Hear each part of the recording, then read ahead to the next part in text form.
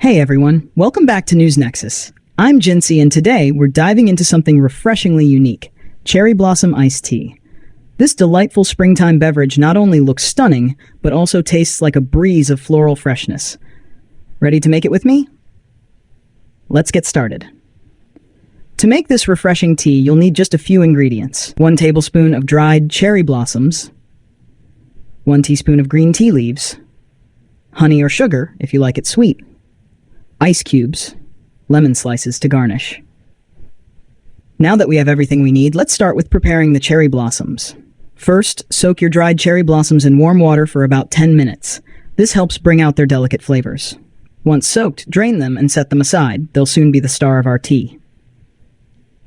Next up, we're brewing the green tea. Boil some water and steep 1 teaspoon of green tea leaves for 3 to 5 minutes. Once it's done, strain the tea and let it cool completely.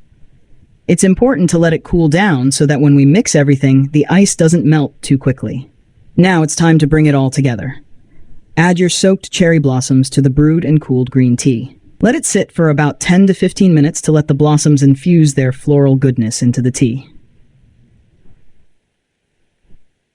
Here's the final step. Sweeten the tea with honey or sugar if you like, then pour it over a glass filled with ice cubes. Don't forget to garnish with a slice of lemon for a bright citrus touch.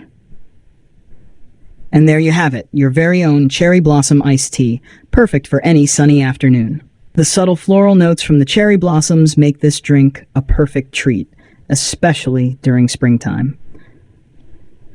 So give it a try and let me know what you think in the comments below.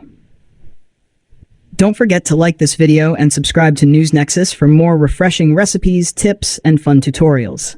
Thanks for watching, and I'll see you next time.